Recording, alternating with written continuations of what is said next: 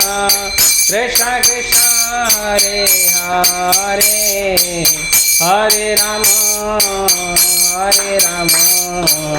राम राम हरे हरे। आदमी को बोलो रिकॉर्ड करने की जरूरत नहीं है।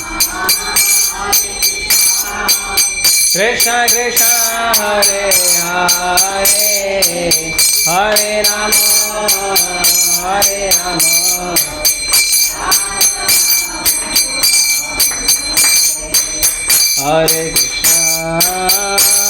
कृष्ण कृष्ण कृष्ण हरे हरे हरे राम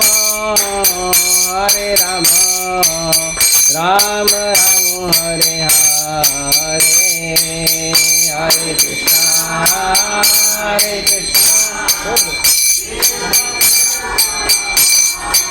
रिकॉर्डिंग नहीं करने में क्या फायदा।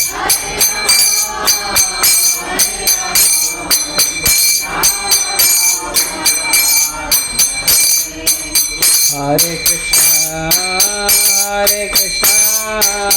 कृष्ण कृष्ण हरे हरे हरे राम राम राम हरे हरे हरे हरे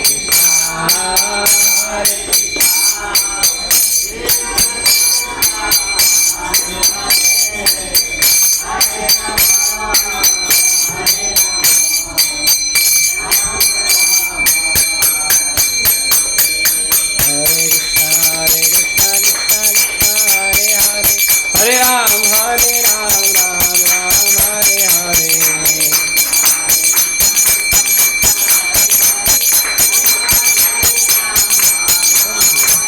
हरे कृष्ण कृष्ण हरे हरे हरे राम राम राम हरे हरे।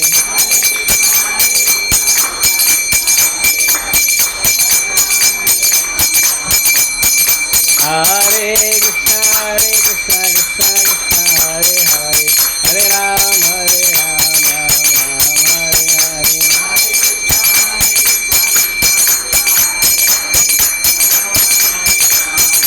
छोड़ो जय प्रभुपाद जय प्रभुपाद।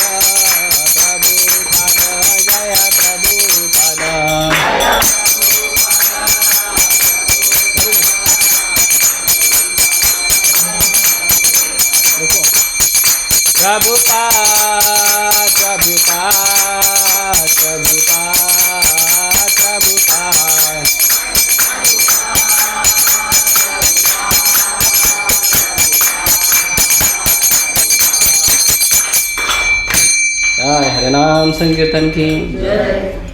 तो जो धाम में मंगला आरती होती है उसमें संसार दावानल नहीं गाया जाता है। तो वृंदावन धाम में जो मंगला आरती होती है उसमें विभावरी शेष गाया जाता है, जो आज हमने गाया।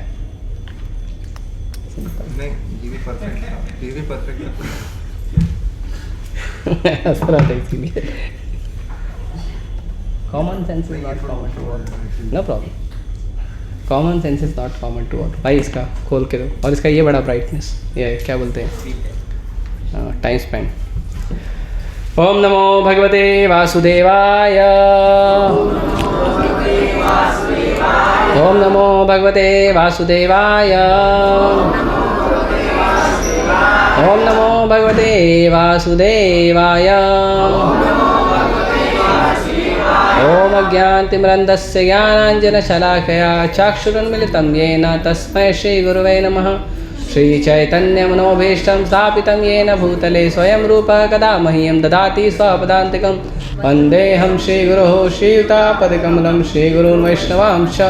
श्रीरूपं साग्रजातं सहगणरघुनाथान्वितं तं सजीवं साद्वैतं सावधूतं परिजनसहितं कृष्णचैतन्यदेवं श्रीराधाकृष्णपादान् सहगणललिता श्रीविशाखान्वितांश्च। नमो विष्णुपादाय कृष्णपृष्ठाय भूतले श्रीमते भक्तिवेदान्तस्वामिनिति नामिने। नमस्ते सारस्वते देवे गौरवाणी प्रचारिणे निर्विशेषशून्यवादी पाश्चात्यदेशतारिणे।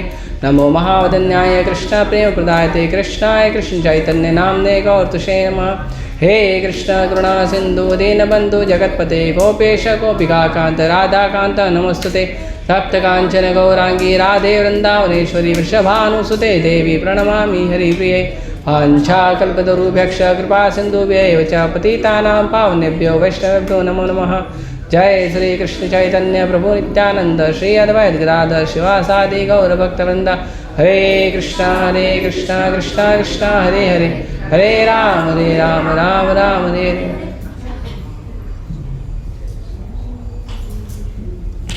हरे कृष्णा। तो इस्कॉन में 4 चीज़ों को बल दिया जाता है और ऐसा बताया जाता है कि अगर ये 4 चीज़ आप करेंगे तो क्या होगा, तो आपका भक्ति में प्रगति अच्छा होगा। तो 4 चीज़ क्या है, तो 4 चीज़ है ABCD। क्या है? ABCD। A for association. अरे अभी तो अंग्रेजों को छोड़ दो, अभी तो वो भागवत बोलता है A फॉर अर्जुन, है ना। तो A से होता है एसोसिएशन, भक्तों का संग। B से होता है बुक्स, प्रभुपाद जी की पुस्तकें। C से होता है चैंटिंग, हरे कृष्ण महामंत्र नाम जप करना। और D से होता है डाइट। डाइट मतलब प्रसाद। तो भक्ति के बहुत सारे अंग महत्वपूर्ण हैं, उसमें एक बहुत ही महत्वपूर्ण अंग है और वो है प्रसाद। प्रसाद बहुत महत्वपूर्ण अंग है और भगवान खासकर इस पर बल देते हैं, है ना। आपके मंगला आरती में भी 2 बार प्रसाद आता है, 2 बार प्रसाद शब्द आता है। किसको किसको याद है मंगल आरती? मंगल आरती याद है? आओ बोलो, आओ। नहीं, पीछे वाली लाली हाथ उठाई थी। तो 2 बार आता है। एक आता है चतुर्विधा श्री भगवत प्रसादो, भगवान का जो प्रसाद है 4 प्रकार का होता है। प्रसाद 4 प्रकार के होते हैं, चबाने वाले, चूसने वाले, निगलने वाले और चाटने वाले, 4 प्रकार के होते हैं। तो कई बार ये चीज़ ध्यान रखना चाहिए भक्तों को, खासकर मंदिरों में। अगर बड़ा मंदिर है, ऐसा श्री श्री राधा रास बिहारी मंदिर है, तो हम पूरा ध्यान रखते हैं कि ये 4 प्रकार का प्रसाद भगवान को भोग लगे। स्पेशली राजभोग और संध्या भोग, भक्तों का प्राण है वो। तो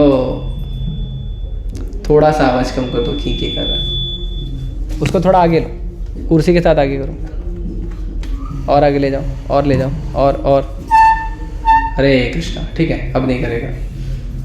तो अभी भी कर रहा है, थोड़ा सा आवाज कम कर दो। उसका इको है क्या? इको 0 कर दो। इको लिखा है कहीं पे, 0 कर दो। 0 है ना? ठीक है, आवाज थोड़ा सा, हरे कृष्णा, बस ठीक है।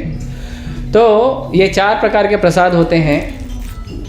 और क्या कहते हैं, ये 4 प्रकार के प्रसाद कैसे लेना चाहिए पता है? प्रसाद कैसे खाना चाहिए?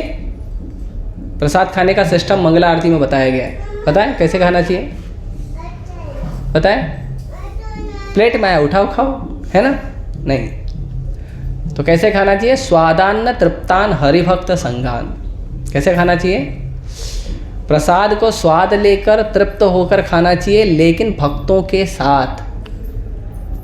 ये नहीं कि अगर हमारे सबको एक एक गुलाब जामुन मिल रहा है, मेरे को 4 मिला है तो मैं कोने में जाके खाऊंगा ताकि दूसरे लोग मेरे प्लेट में नज़र न डालें। उससे अच्छा एक ही गुलाब जामुन लीजिए और भक्तों के साथ बैठ के खाइए, ये ज़्यादा महत्वपूर्ण है। और कई बार हम लोगों को बोलते हैं, ठीक है अगर आप लेक्चर के लिए भी नहीं आ सकते, कम से कम प्रसाद के लिए आ जाइए, यहाँ तक हम बोलते हैं। तो उसको लगता है यार प्रभु जी के गजब बेइज्जती कर रहे हैं प्रभु जी बोल रहे हैं अरे मैं प्रसाद खाने आता हूँ। नहीं, हमारा निवेदन है कि आप कम से कम तो लाभ ले लीजिए, बिना लाभ लेने के अच्छा है। जो हमारा लेक्चर है, कथा है, उसमें आप बिल्कुल लाभ नहीं लेने से अच्छा है कम से कम थोड़ा सा लाभ तो ले लो, प्रसाद का तो लाभ ले लो।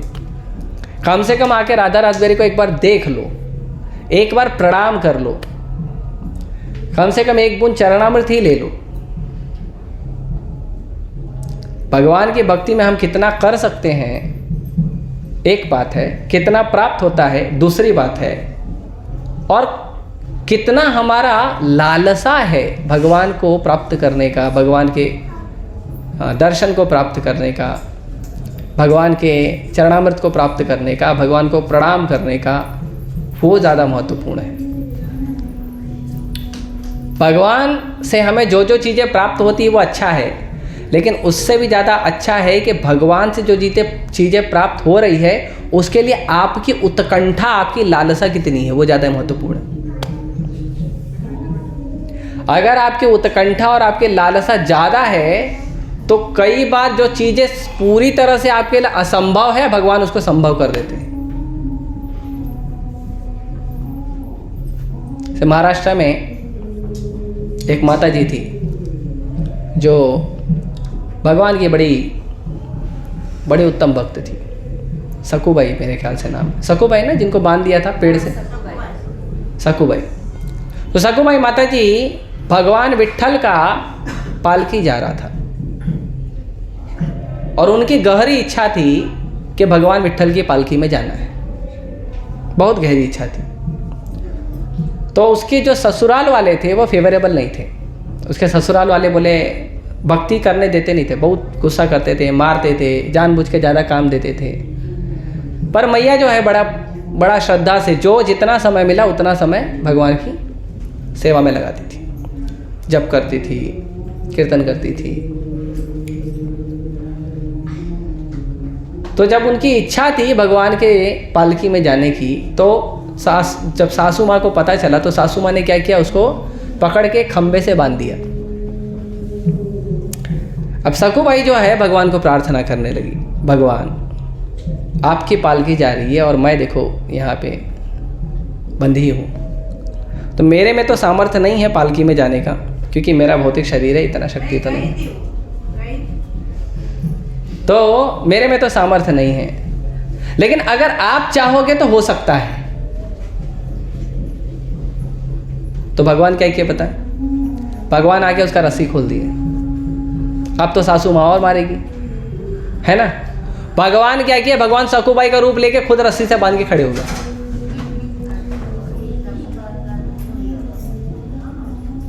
ऐसे है ना, सही बोल रहा हूँ ना। तो भगवान खुद रस्सी से बांध के सकूबाई की तरह जगह खड़े हो गए, सकूबाई का रूप लेके। और सकूबाई गई बढ़िया दर्शन वर्शन करके, बढ़िया नाच गा के, जो भी है, हाँ, हरिनाम करके, नाच के गा के, प्रसाद साल लेके एकदम टनाटन आ गई। सासू माँ को पता चला ये तो गई थी, तो फिर जिसको बांधी थी वो कौन है, तो पता चला वो स्वयं भगवान। तो असंभव था मैया को जाने के लिए कि मैया पालकी में जाए, लेकिन क्योंकि उत्कंठा इतनी तीव्र थी, लालसा इतनी तीव्र थी, भगवान खुद आके हेल्प करके दिए। ऐसा तुकाराम महाराज ने 8000 अभंग लिखे थे, 8000 जो मराठी के श्लोक 8000 लिखे थे। तो उनको उस समय का जो धर्माधिकारी था उसने बोला कि तुम्हारे जो श्लोक हैं वो वेदों के अनुसार नहीं है, मतलब उनके बुद्धि में नहीं आए वेदों के अनुसार हैं करके। तो उन्होंने बोला इसको आप क्या करो, इंद्राणी नदी में डुबा दो। और पूरे सारे के सारे जितने भी धर्म के अधिकारी थे उस समय के साधु, बड़े साधु, उन्होंने बोला आपको ख़राब करना पड़ेगा, जितना लिखे हो सब उठा के पानी में डुबा दो। तुकाराम जी महाराज को बड़ा दुख लगा, लेकिन अब करें क्या, है ना। हालांकि भगवान के शुद्ध भक्त हैं, अगर वो पावर दिखाना जाएंगे तो धर्माधिकारी वगैरह का किसी का पावर चलेगा नहीं, लेकिन भक्त नम्र होते हैं। भक्त बोले ठीक है डुबा देता हूँ। तुकाराम महाराज गए, उसको डुबा दिए। लेकिन दुख लग रहा था, 8000 अभंग लिखे हैं, लोक कल्याण के लिए लिखे हैं, आने वाले समय में लोगों के कल्याण के लिए लिखा था, तो क्या होगा। तो तुकाराम महाराज को इतना उनका हृदय पीड़ित हुआ कि वो वहीं इंद्राणी नदी के पास ही बैठे थे, घर पे गए ही नहीं, न खाना न पीना न नहाना, कुछ नहीं, बस केवल भगवान के स्मरण में बैठ के रो रहे। पत्नी आई, क्या हुआ, चलो घर पे। पत्नी को बोले देख लो तुम, पत्नी भी रोना चालू कर दी, वो भी वहीं बैठी है। पति वहीं बैठा है, पत्नी वहीं बैठी है, बच्चे भी आ गए, बच्चे भी वहीं बैठे हैं। कुछ खाए नहीं भगवान तुकाराम महाराज। ना तुकाराम महाराज खाए, ना उनकी पत्नी खाए, ना बच्चे खाए। 3 दिन तक ऐसे बैठे रहे। 3 दिन के बाद भगवान आए और भगवान बोले तुका कुछ खा लो। बोले इच्छा नहीं है भगवान, मैंने समाज के कल्याण के लिए आपका गुणगान लिखा है, लेकिन देखो पूरा खराब हो गया। तो भगवान बोले अरे भाई तू कुछ खा तो ले। तो तुकाराम महाराज बोले भगवान आप खा लो, मैं तो नहीं खाऊंगा।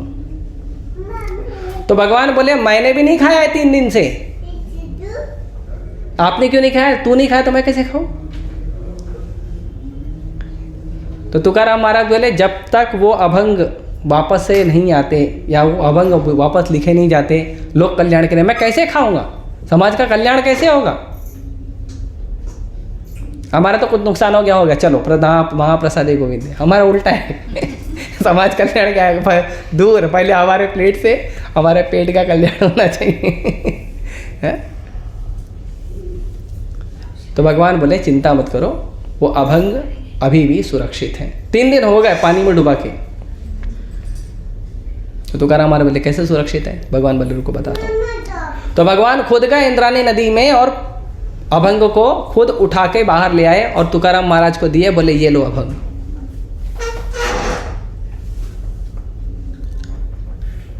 तो इतनी उत्कंठा थी समाज के कल्याण की कि स्वयं भगवान आए रक्षा करने के लिए।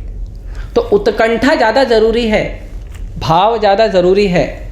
हालांकि हाँ ज़्यादा भावुक होना गलत है, भाव जरूरी है, लेकिन इतना ज़्यादा भाव होना जरूरी नहीं है कि पता चल जाए कि आप ड्रामा कर रहे हो। वो भी ध्यान रखना चाहिए। कभी कभी भक्त एकदम इतना भाव में आ जाते हैं फिर समझ में आ जाता है ड्रामा कर रहे हैं। तो ऐसा नहीं करना चाहिए। असली में भाव आए भगवान की भक्ति का तो अच्छा है। और आपको पता चलना चाहिए आप इमोशनल हो या सिद्धांत के अनुसार चल रहे हो, वो ध्यान रखना चाहिए। तो भगवान की भक्ति के लिए उत्सुकता उत्कंठा होनी चाहिए कि भक्तों का संग लेने की उत्कंठा होनी चाहिए। हमारे जीवन में हमारे लिए चीज़ें हमारे फेवर में भी होगी और हमारे विरोध में भी होगी। हमारे लिए अनुकूल भी होगी और प्रतिकूल भी होगी। वो हमको परिस्थिति अनुकूल हो या प्रतिकूल हो, हमको क्या करना है? दोनों परिस्थिति में हमारे उत्कंठा होनी चाहिए कि हमको करना है।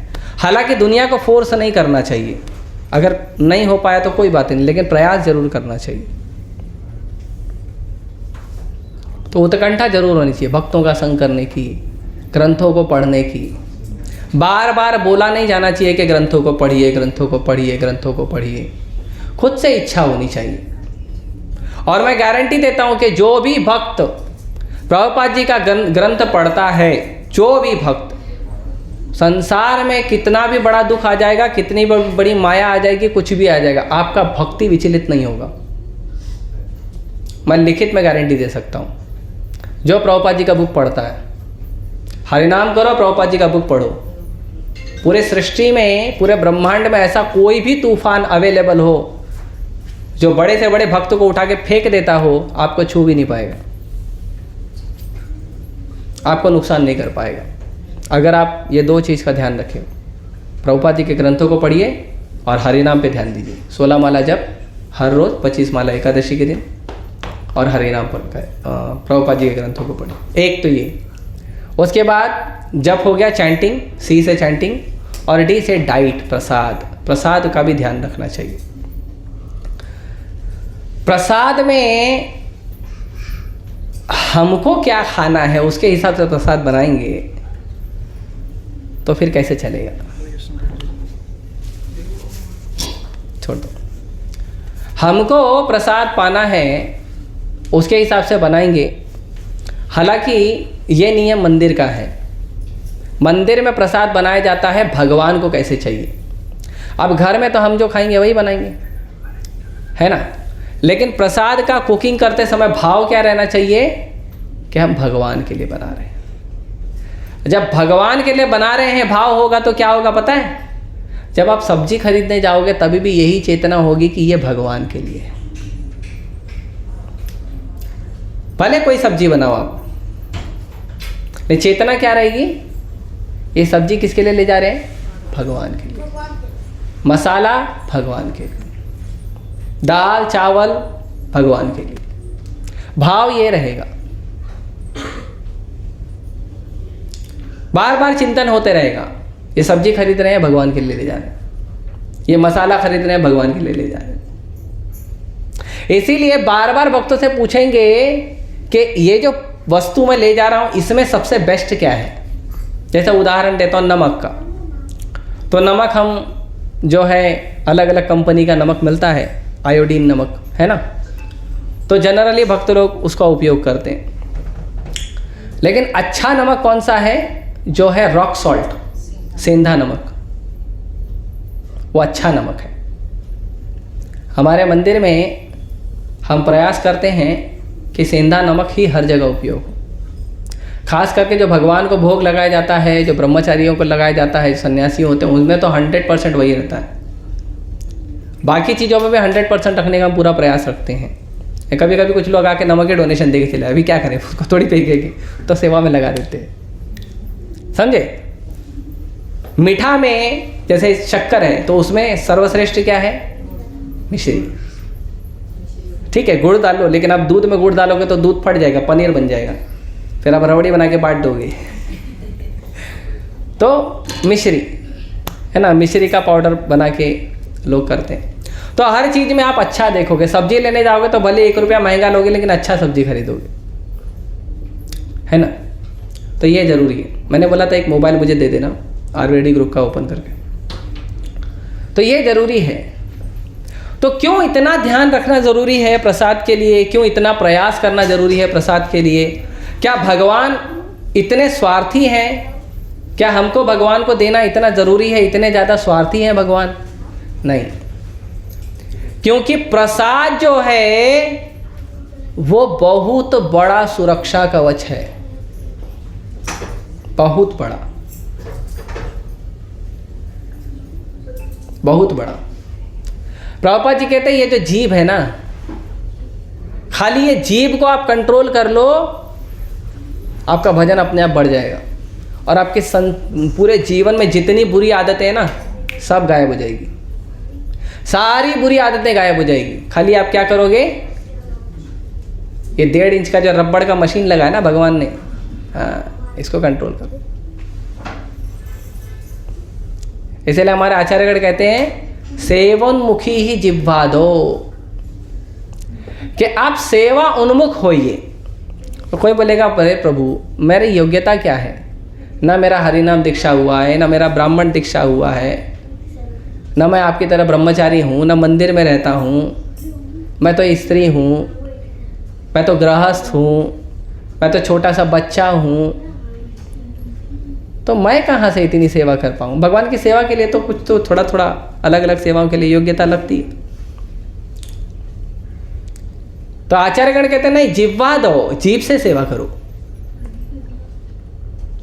तो हाथ से पैर से सेवा होती, जीभ से क्या सेवा होती है? तो जीभ से 2 सेवा होती है। एक सेवा होती है भगवान का नाम जप करिए, हरे कृष्णा कृष्णा कृष्णा हरे हरे राम राम राम। एक सेवा है भगवान का नाम जप करिए, निरंतर नाम लइए, हमेशा नाम जप करते रहो। जब आपका हाथ झोला माला के अंदर है और आप नाम जप कर रहे हो, तो वो तो झोला माला पे अपनी माला गिर के हो गई। जब माला के झोला माला के अंदर हाथ नहीं है, तभी जब जप करते रहो, हरे कृष्णा बोलते रहो, क्या नुकसान है? नुकसान क्या है? आप जो भी काम कर रहे हो हरे कृष्ण महामंत्र बोलते रहो। हाँ, ऐसा बोलो कि बाजू वाला डिस्टर्ब ना हो जाए। कभी आप ऑफिस में बैठे हो, आप बैठ काम कर रहे हो, बाजू वाला भी बैठ के काम कर रहा है, आप जोर जोर से हरे कृष्णा बोलने लगे, अच्छा है, साधु होगा तो धन्यवाद देगा आपको, लेकिन साधु नहीं होगा तो क्रोधित हो जाएगा, है ना। तो कम से कम इतना नाम जप करिए कि आप जो बोल रहे हैं आपको सुनाई दे। दूसरों को डिस्टर्ब करने के लिए हरे कृष्णा मत बोलिए, इसका ध्यान रखिए। प्रभुपाद जी पुस्तक वितरण के बारे में बोलते हैं कि मैं चाहता हूँ कि मेरी ज़्यादा से ज़्यादा पुस्तक वितरण हो, और इसकी आपको कला सीखनी चाहिए। लेकिन कला ऐसी सीखनी चाहिए कि आप ज़्यादा से ज़्यादा पुस्तक वितरण करो, लेकिन पब्लिक को डिस्टर्ब बिना किए बिना। कई बार हम लोग को स्कोर चाहिए रहता, सुबह से एक भी बुक नहीं गई है तो पूरा प्रयास करते हैं, देखो यार अभी तो आधा घंटा बचा है, सुबह से एक भी बुक नहीं गई, एक बुक तो चिपका के जाऊंगा, एक नाम बुक का तो नाम आना चाहिए। अब लगे कि जो मिले उसको पकड़ के बोलना चालू, मेरा बुक ले लो, हमारा बुक ले लो, प्लीज़ ले लो, अरे एक तो ले लो, प्लीज़ ले लो, आज एक ले लो, मेरा एक भी नहीं गया है। कृष्ण आपकी सेवा में क्या रिजल्ट प्राप्त हुआ है वो नहीं देखते हैं, कृष्ण देखते हैं आपने सेवा के लिए कितना प्रयास किया है।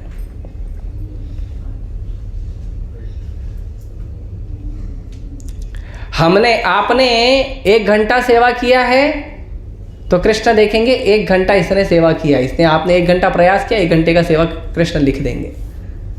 आपने 1 घंटा सेवा किया, उसका कोई रिजल्ट नहीं है, आप गए पुस्तक वितरण करने, कोई रिजल्ट नहीं है, बुक डिस्ट्रीब्यूशन हुआ ही नहीं, लेकिन कृष्ण लिख देंगे मेहनत किया था बच्चे ने। तो कृष्ण प्रयास देखते हैं, इसीलिए दुखी नहीं होना चाहिए। सेवा किया तो दुखी नहीं होना चाहिए, देखो प्रभु जी उसका तो इतना अच्छा हो गया। कई बार हम लोग बुक डिस्ट्रीब्यूशन में जाते हैं, है ना, तो कोई भक्त है कोई 10 बुक कर दिया, कोई भक्त है 20 बुक कर दिया। हमारे कुछ भक्त ऐसे हैं जो बॉक्स का बॉक्स ही दे देते हैं। जैसे पिछली बार मैंने नाम लिया था अभिराम आनंद प्रभु, मेरे अच्छे मित्र हैं, वो ऐसे ही करते हैं, बॉक्स का बॉक्स ही दे देते हैं, 2 बॉक्स 3 बॉक्स ऐसे ही दे देते हैं। वो बहुत चमत्कार चलता है उनका, सूरत में, अहमदाबाद में, बेंगलोर में, पर्सनली मैं उनके साथ घूमा हूँ तो मैंने देखा हूँ, वो सामने वाले को ऐसा कन्विंस कर देते हैं, पूरा बॉक्स उठाते ले जाओ, और वो ले भी लेता, पैसा भी देता तुरंत। और हम लोग जाते हैं वहाँ पे 2 बुक हुआ, 4 बुक हुआ, 6 बुक हुआ, तो कुछ भक्त दुखी हो जाते, रे वो प्रभु जी का देखो यार 50 बुक हो गया, मेरा तो 5 ही हुआ। आप दुखी क्यों हो रहे हो? आपने 5 घंटा सेवा किया, उन्होंने 5 घंटा सेवा किया, दुखी क्यों हो रहे हो? कृष्णा दोनों का 5 घंटा लिखेंगे, इसीलिए दुखी नहीं होना चाहिए सेवा में। और सेवा की उत्कंठा होनी चाहिए, और हर जगह सेवा की उत्कंठा होनी चाहिए। ये नहीं कि मंदिर में आए तो ही सेवा करेंगे, नहीं, घर में भी भगवान है, उनका घर में भी भगवान का सेवा करो। आप मंदिर में आओगे, बोलोगे प्रभु जी मैं थोड़ा झाड़ू लगा देता हूँ, थोड़ा पोछा लगा देता हूँ, थोड़ा किचन का बर्तन साफ कर देता हूँ, भगवान का भोग बनाया हुआ, तो घर में, आपके घर में जो भगवान है, आपका घर भी तो भगवान का घर है, घर में भी करो। भेदभाव नहीं करना चाहिए, कृष्ण यही देखते हैं। कृष्ण एक्शन तो देखते हैं, लेकिन एक्शन के बाद पीछे इंटेंशन भी देखते हैं।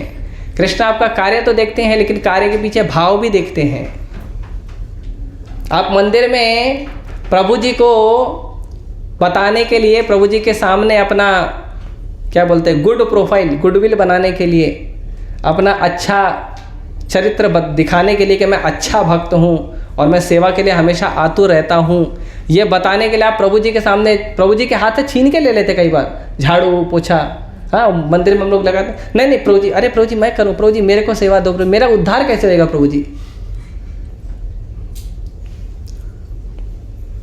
और आप घर में देखेंगे तो 1-1 घंटे तक कचरा पड़ा हुआ है, कोई कर ही नहीं रहा है। और माँ परेशान, माँ 4 लोगों को बोलती है, 4 लोग मोबाइल लेके 4 कोने में बैठे रहते हैं, है ना। तो जो घर है आपका वो भी तो भगवान का घर है। अगर वहाँ सेवा करोगे तो भी तो भगवान को अच्छा लगेगा ना।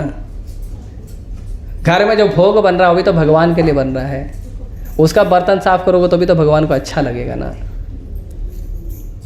है ना। ये नहीं सोचना चाहिए नहीं मंदिर में आए, देखो प्रभु जी धन्यवाद करेंगे, मेरे को शाबाशी देंगे, हाँ होता है।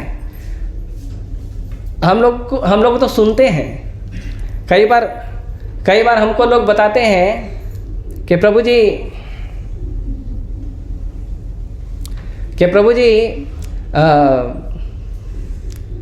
आप देखिए ये भक्त, हम जाके घर पे गुणगान करते हैं, ये भक्त बहुत अच्छा है, मंदिर में बहुत अच्छा सेवा किया, और उनके घर के लोग बोलते हैं क्या बात कर रहे हो, हमने तो कभी देखा नहीं, आप जो बोल रहे हो आपको गलतफहमी हुई प्रभु जी, ये हमारे घर का बच्चा है, ऐसा नहीं है। वो शायद आपने डांट के बोला होगा, इसके लिए किया होगा, ईमानदारी से तो कर ही नहीं सकता, है ना? नहीं, ऐसा नहीं। भाव क्लियर रखना चाहिए। जहाँ सेवा है भगवान की वहाँ उत्कंठा। उत्कंठा का मतलब ही ये है कि जहाँ भगवान की सेवा वहाँ तुरंत तत्पर हो सेवा करने के लिए। भले भगवान का घर हो, भले आपका घर हो, भले किसी का घर हो। आप किसी के घर में गए, हाउस प्रोग्राम में किसी के घर में गए, वहाँ पे लेक्चर सुन रहे हो, प्रसाद ले रहे हो, वहाँ पे कोई सेवा है, तुरंत मांग के करना शुरू कर दो। उत्कंठा होनी चाहिए सेवा करने की। हमेशा प्रयास करना चाहिए कहाँ सेवा मिले, कहाँ सेवा मिले। तो जीभ से सेवा होती है, और हमारे आचार्य क्या कहते हैं? सेवा उन्मुख ही जिह्वा दो। सेवा उन्मुख हो जाइए और शुरू कहाँ से करिए? जीभ से। और जीभ में क्या सेवा है? पहला है भगवान का नाम जप करिए, और उसके बाद दबा के प्रसाद लीजिए। प्रसाद लेने में कंजूसी नहीं करना चाहिए, दबा के खाइए।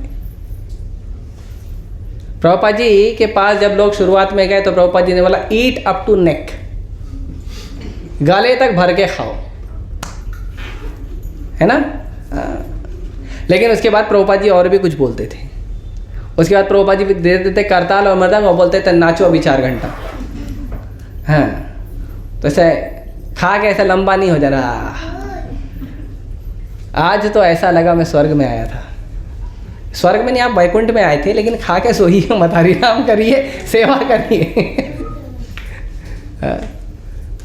भगवद गीता का जो श्लोक है, पहले अध्याय का 10वां श्लोक, इसमें अर्जुन दुर्योधन कहते हैं द्रोणाचार्य को कि जितने भी लोग आए हैं अर्जुन के पक्ष में, पांडवों के पक्ष में, वो कोई भी साधारण नहीं है। वो लोग जो हैं वो कैसे हैं पता है? भीम अर्जुन समायुधि। भीम और अर्जुन के समान पावरफुल है हर योद्धा। आप ये मत सोचो कि खाली भीम और अर्जुन को टारगेट करेंगे, क्योंकि जितने खड़े हैं सब भीम अर्जुन के समान पावरफुल है।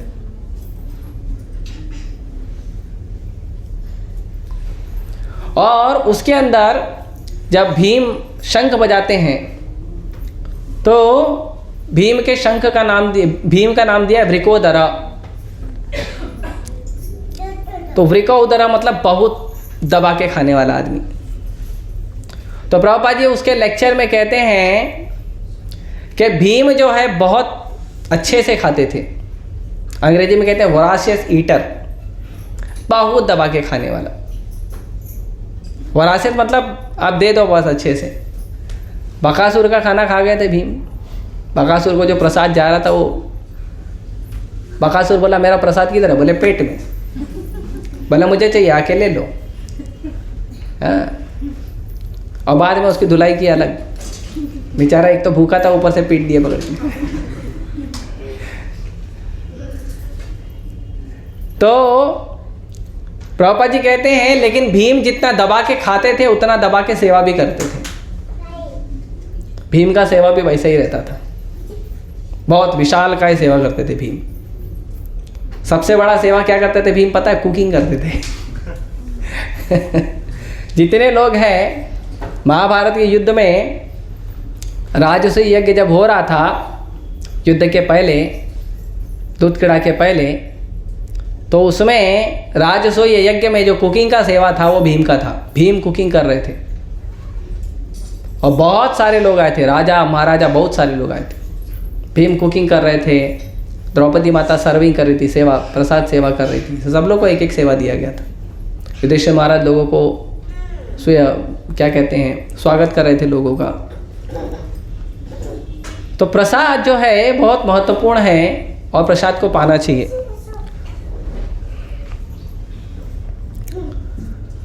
तो प्रसाद का मतलब होता है सुरक्षा। भगवद गीता के 3 अध्याय के 13 नंबर श्लोक में भगवान कहते हैं यज्ञ शिष्टाशिन संत उच्चन्ते सर्वकिल विषय, कि यज्ञ जो है, जो व्यक्ति यज्ञ का उच्छिष्ट खाता है, उच्छिष्ट मतलब भगवान यज्ञ पुरुष को भोग लगाया हुआ उनका जूठा, उच्छिष्ट का मतलब होता है जूठा। तो यज्ञ शिष्टाशिन मतलब यज्ञ का उच्छिष्ट मतलब भगवान कृष्ण का उच्छिष्ट, मतलब भगवान को भोग लगाया हुआ महाप्रसाद। मुच्यन्ते सर्व किल विषय, उससे क्या होता है, सारा का सारा जो कलमश है, सारा का सारा जो दुख है हमारे जीवन में समाप्त हो जाता है। अब उसमें ये नहीं कहा गया कि आध्यात्मिक दुख समाप्त होता है या भौतिक दुख समाप्त होता है या हरे कृष्ण मंदिर के अंदर जो दुख मिल रहा है वो समाप्त हो जाएगा, घर में जो दुख मिल रहा है वो नहीं। क्या कहा है, सर्व किल विषय, सारा दुख समाप्त हो जाएगा, सारा जीरो हो जाएगा। और तीसरे अध्याय के उसके अगले श्लोक में प्रभुपाद जी तात्पर्य में कहते हैं कि जो व्यक्ति प्रसाद पाता है वो व्यक्ति का आध्यात्मिक और भौतिक दोनों रूप से सुरक्षा होता है, दोनों। प्रभुपाद जी एक लेक्चर में कहते हैं कि हमारे जो भक्त लोग हैं वो जाते हैं और लोगों से भिक्षाटन करते हैं और पैसे लेकर आते हैं, लेकिन हमारे भक्तों का खर्चा नहीं है कुछ भी, बहुत जीरो खर्चा है, बहुत कम खर्चा। भक्तों का खर्चा कुछ होता ही नहीं है, कुछ भी खर्चा नहीं होता। प्रभुपाद जी बोलते हैं हमारे भक्त मूवी देखने जाते नहीं। अब देखो, जो लोग भक्ति नहीं कर रहे हैं, जो लोग भक्ति नहीं करते वो कितना मूवी जाते हैं। अब देखिए ऑलमोस्ट सारे थिएटर फुल रहते हैं, एडवांस बुकिंग होती है, बाजू में पीवीआर, एडवांस बुकिंग होती है, सारे थिएटर फुल रहते हैं। और मूवी देखने जाता कौन है, सब यंग बच्चे। और जाके क्या सीखते हैं, क्या सीखते हैं, कैसे दारू पीना चाहिए, कैसे सिगरेट पीना चाहिए, कैसे माँ बाप को धोखा देकर लड़का लड़की हाथ पकड़ के भागना चाहिए, कैसे अपनी मर्जी को चलाने के लिए पूरी दुनिया की खिलाफत करनी चाहिए। लड़का और लड़की का जो एक दूसरे से स्नेह है वो स्नेह सही है, और संसार का सारा जो नियम है, जो कानून है, जो धर्म है, भारत का संविधान है, सब गलत है। क्यों? क्योंकि ये लड़का लड़की प्यार करते हैं, ये सिखाया जाता है, घर में आके यही उतारते हैं। और माँ बाप बोलते हैं हमारा बच्चा कैसे बिगड़ गया। अरे तुमने ही तो पैसा दिया बिगड़ने का, टिकट का पैसा कौन दिया, कौन दिया टिकट का पैसा, माँ बाप दिया ना। तो इन्वेस्टमेंट आपने किया है तो रिटर्न भी तो आप ही को मिलेगा, दूसरे को मिलेगा। इसलिए मैं अक्सर लोगों को बोलता हूँ, आपके घर से अगर आपको झगड़ा खत्म करना है तो 50% तो एक ही दिन में खत्म हो जाएगा, अगर आप अपने घर से टीवी हटा दो, अगर आप सीरियल और मूवी देखना बंद कर दो। मैं सच बता रहा हूं, 50% झगड़ा कम हो जाएगा, करके देखिए।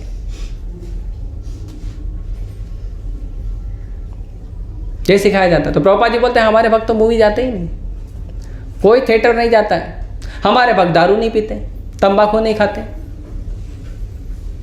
मांस नहीं खाते। मांस कितना महंगा आता है, लोगों को 100 रुपए की दाल महंगी पड़ती है, उसके लिए जाके आंदोलन करते हैं। मैंने तो नहीं सुना कोई चिकन महंगा हो गया उसके लिए आंदोलन कर रहा है, मटन महंगा हो गया उसके लिए आंदोलन कर रहा है, मैंने तो देखा ही नहीं आज तक। बहुत महंगा होता है, 100 रुपए की दाल लोगों को भारी पड़ती है, 500 रुपए का उसको चिकन मटन भारी नहीं पड़ता है। अजीब। अब 500 रुपये मेरे को थे, मैं गोविंदा प्रसाद पा लूँगा। हाँ, वो बात अलग है, उससे भी अच्छा प्रसाद, गोविंदा का प्रसाद तो बहुत अच्छा है, लेकिन ब्रह्मचारी स्टैंडर्ड उससे ज़्यादा अच्छा है।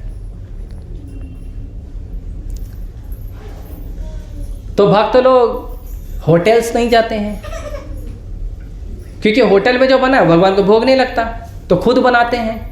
जो बना सके, दाल चावल सब्जी जो बना सके, जो उनको आता है, जो अगर उनको कुछ खाना है स्पेशल तो किसी भक्त से सीख लेते हैं। जैसे आजकल यूट्यूब है, यूट्यूब पे सीख लेते हैं, या किसी भक्त से पूछ लेते हैं, सीख कर खुद बना के भोग लगाते हैं, और होटल में जाकर पैसा नहीं देते हैं। वो पैसा बच गया, मूवी का पैसा बच गया, होटल का पैसा बच गया, दारू का मांस का पैसा बच गया। प्रभुपाद जी कहते हैं और हमारे भक्त है ना हॉस्पिटल भी नहीं जाते। कभी कोई गंभीर बीमारी हो गई, कोई विशेष हो गया तो जाते हैं, वरना जाने की जरूरत नहीं। क्यों? क्योंकि प्रसाद इतना फर्स्ट क्लास बनता, बीमारी नहीं पड़ते। आप जाइए किसी भी हॉस्पिटल में जाके देखिए अभक्त कितने और भक्त कितने। ज़्यादा दूर नहीं, कूपर में ही चले जाओ, कूपर सबसे ज़्यादा नज़दीक है हरे कृष्णा मंदिर से, जाके देखो। तो क्यों? स्वास्थ्य भी अच्छा रहता है और मन भी अच्छा रहता है। अच्छा प्रसाद पाएंगे, सात्विक प्रसाद पाएंगे तो मन अच्छा रहता है, मन आनंदमय रहता है, दुखी नहीं रहता है। भगवता का अरेंज करो, मन दुखी नहीं रहता है। दुखी होने का कारण ये नहीं है कि हमारे जीवन में दुख है, दुखी होने का कारण ये है कि हम स्वीकार करते हैं कि हमारे जीवन में दुख है और वो दुख मेरे को परेशान कर रहा है। दुखी आदमी इसलिए नहीं होता क्योंकि जीवन में दुख है, दुख सबके जीवन में होता है। जैसे वो फिल्म वाले दिखाते हैं, कभी कभी टेररिस्ट वालों का मूवी दिखाते हैं ना, टेररिस्ट लोग का, तो उसमें बताते हैं बेचारा गरीब था, अब क्या करे, उसके लिए उसको हथियार उठाना पड़ गया। भारत में तो कितने गरीब है, कोई हथियार नहीं उठाता। बेचारा मजबूर था, गलत संगत थी। नहीं, ये सब कारण नहीं है, बहुत दुखी रहता था। एक बार उसने गलती से खाने के लिए पाव चुरा लिया था, तो उसको दुकान वाले ने बहुत मारा, तब से वो आतंकवादी बन गया।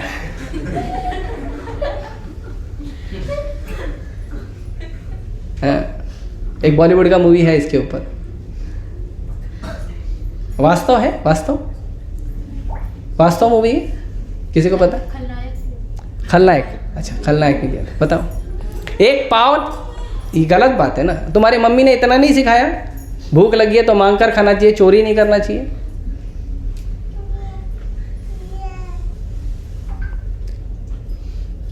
तो हमारे जीवन में दुख है उसका मतलब नहीं है कि हम दुनिया के लिए खराब हो जाएं। ये सब मूर्खता है और ये सब दिखाते हैं। ये क्यों दिखाते हैं पता है?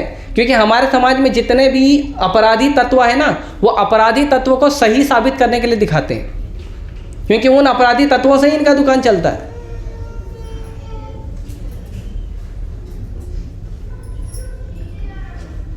इसीलिए कभी भी ये नहीं सोचना चाहिए कि कोई भक्त मजबूर है, कोई व्यक्ति मजबूर है तो उसके लिए वो गलत काम करता है। नहीं, वो कारण नहीं है।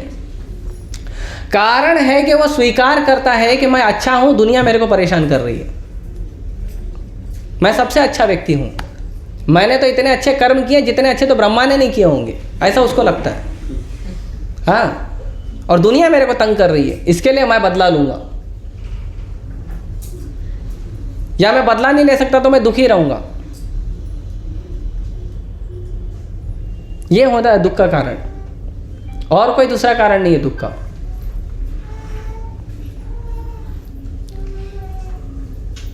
लेकिन जब हम प्रसाद लेते हैं तो हम सतोगुण भाव में आते हैं। प्रसाद से क्या होता है मैं बताता हूं।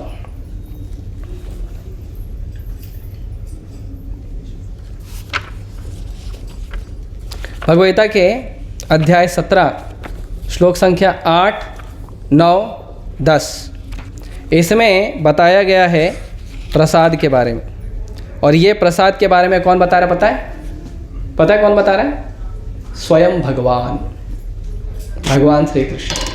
ठीक है, आपको जानना है कि भगवान प्रसाद कैसा खाने के लिए बोलते हैं, कैसा भोग भगवान चाहते हैं, और जो भगवान भोग बता रहे हैं, जो भगवान हमारे लिए प्रसाद बता रहे हैं, उसको खाने से हमको क्या फ़ायदा मिलता है, जानना है सबको? ऑनलाइन भी जानना होगा। तो श्लोक संख्या 8 है, यह है सतोगुणी भोजन। सत्वगुणी भोजन कैसा होता है? तो इसमें वर्णन है, आयु सत्व बलारोग्य सुख प्रीति विवर्धना रस्याः स्निग्धाः स्थिरा हृदया आहारः सात्विक प्रिय। अनुवाद है, जो भोजन सात्विक व्यक्तियों को प्रिय होता है वह आयु बढ़ाने वाला, जीवन को शुद्ध करने वाला तथा बल, स्वास्थ्य, सुख तथा तृप्ति प्रदान करने वाला होता है। ऐसा भोजन रसमय, स्निग्ध, स्वास्थ्यप्रद तथा हृदय को भाने वाला होता है। ठीक है, डिटेल में थोड़ा टाइम बताता हूँ। श्लोक संख्या 9, इसमें बताया गया है रजोगुणी भोजन कैसा होता है और उससे क्या प्राप्त होता है। तो उसका वर्णन है, कट्व अम्ल लवण अति उष्ण तीक्ष्ण रुक्ष विदाहिनः आहारः राजसस्य इष्टा दुख शोक आमय प्रदा। रजोगुणी जो भोजन होता है या रजोगुणी जो प्रसाद होता है वो कैसा होता है? अत्यधिक तीखा, खट्टा, नमकीन, गरम, चटपटे, शुष्क तथा जलन उत्पन्न करने वाले। खाने के बाद पता चलता होगा आपको। भोजन रजोगुणी व्यक्तियों को प्रिय होते हैं। ऐसे भोजन दुख, शोक तथा रोग उत्पन्न करते हैं। आगे अभी कहानी बाकी है। यातयामं गतरसं पूति पर्युषितं च यत् उच्छिष्टम अपि चामेध्यम भोजनम तामसम प्रिय। खाने से 3 घंटे पूर्व पकाया गया, स्वादहीन, वियोजित एवं सड़ा, जूठा तथा अस्पृश्य वस्तुओं से युक्त। अस्पृश्य मतलब जिसको छू नहीं सकते, ऐसी चीज़ों से, स्पेशली नॉनवेज डेड बॉडी होता है। पहले मछली है, मुर्गी है, लेकिन है क्या? Dead body. अब कितना भी उसके ऊपर तर्क दो, कितनी भी दलील दो, लेकिन है क्या वो? डेड बॉडी से युक्त भोजन उन लोगों को प्रिय होता है जो तामसी होते हैं। ठीक है, अब इसके ऊपर एक तात्पर्य है, वो मैं तात्पर्य को पढ़ूंगा। तात्पर्य थोड़ा बड़ा है, इसीलिए धैर्य रखिए हृदय में, है ना, और ध्यान से कान से सुनिए सभी लोग। आहार भोजन का उद्देश्य आयु को बढ़ाना, मस्तिष्क को शुद्ध करना तथा शरीर को शक्ति पहुंचाना है। ये है हमारे भोजन का उद्देश्य। मैं कई बार बोलता हूं ना, जो कार्य करो वो कार्य का उद्देश्य पता होना चाहिए। भोजन का उद्देश्य क्या है?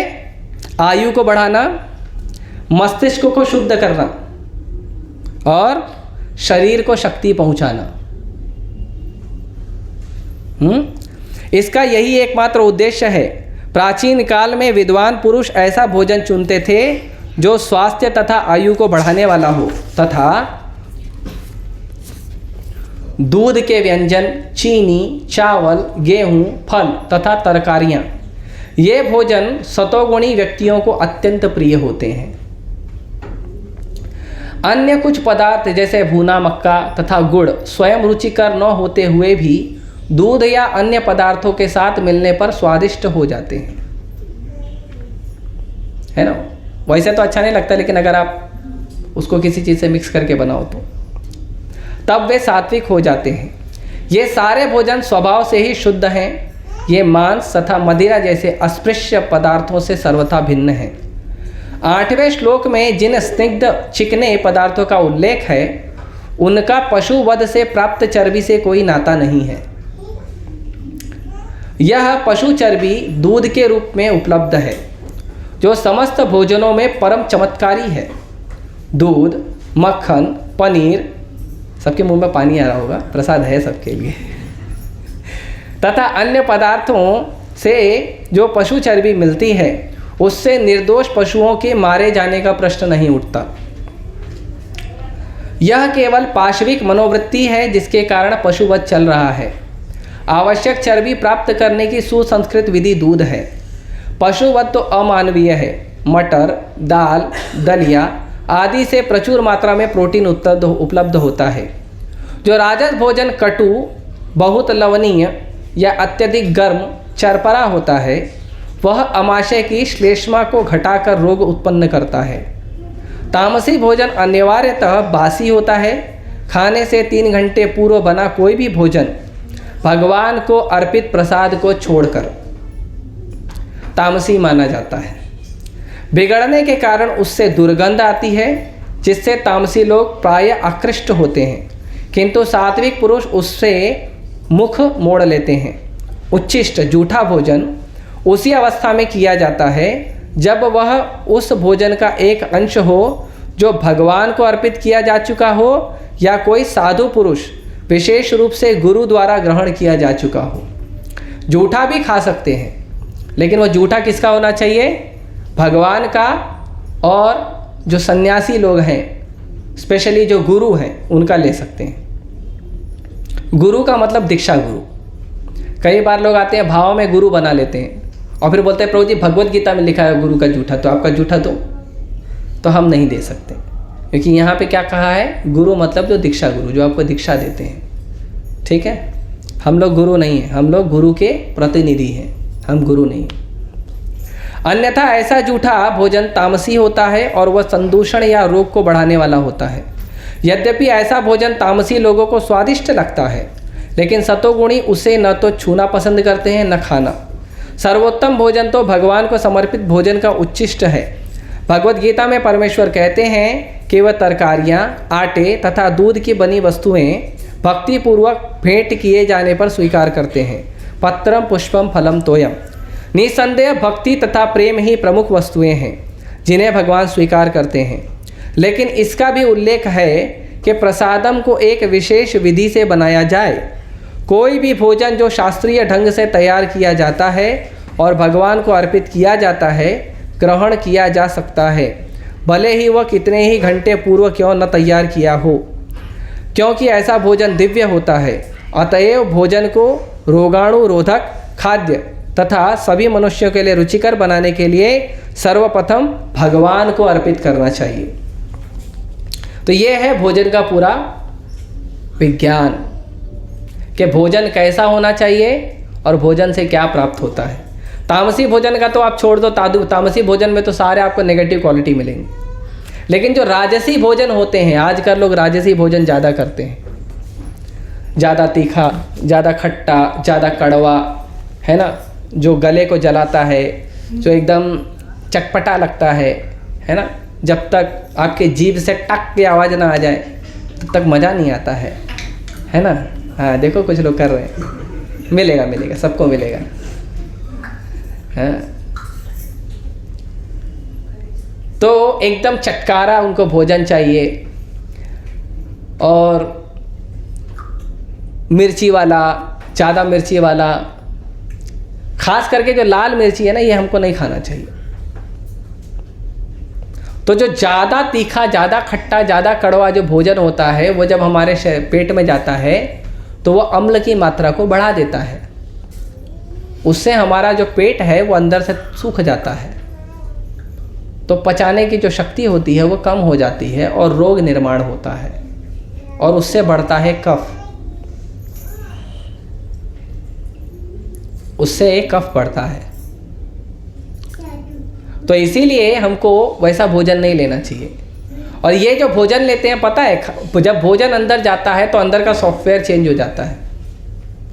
और जब कोई रजोगुणी भोजन लेता है, तमोगुणी को तो छोड़ दो, वो तो बात ही नहीं करना, उसमें दारू आता है, मांस आता है ना, सड़ा हुआ भोजन होता है, 3 घंटे से ज़्यादा पकाया गया भोजन होता है, जूठा होता है, वो तो आप छोड़ दो। कई बार लोग बोलते हैं अरे जूठा खाने से तो प्यार बढ़ता है, तमोगुणी प्यार बढ़ता है, चाहिए आपको तो ले लो। भक्तों का प्यार नहीं बढ़ता, रजोगुणी सतोगुणी प्यार नहीं बढ़ता।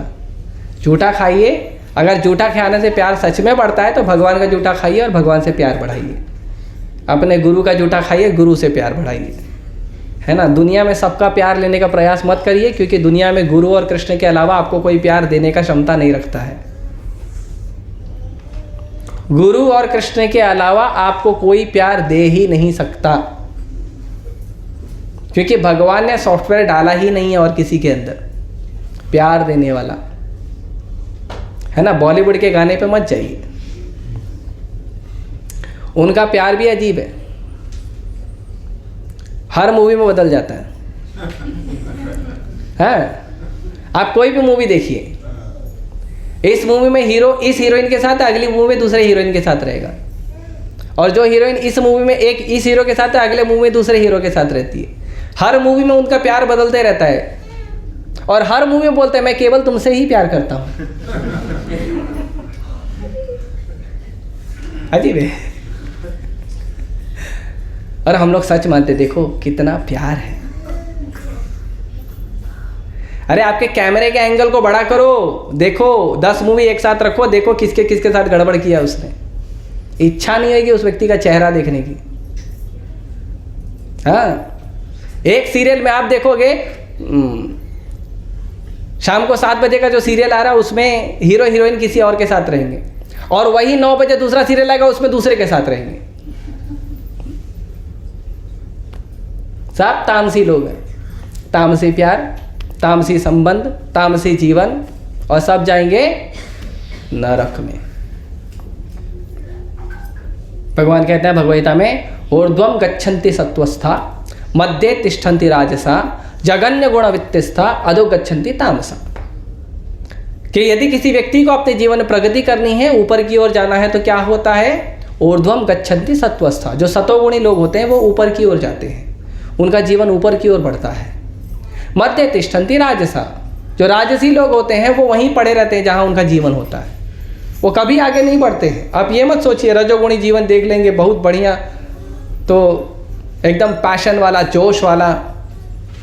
अभी वो गर्मी आ गई है ना, सब कूदेंगे इधर उधर, कोई हेलीकॉप्टर से कूद जाएगा, कोई जो है फ्लाईओवर से कूद जाएगा, कोई बड़ा बिल्डिंग से कूद जाएगा, है ना। मालूम है काहे के लिए?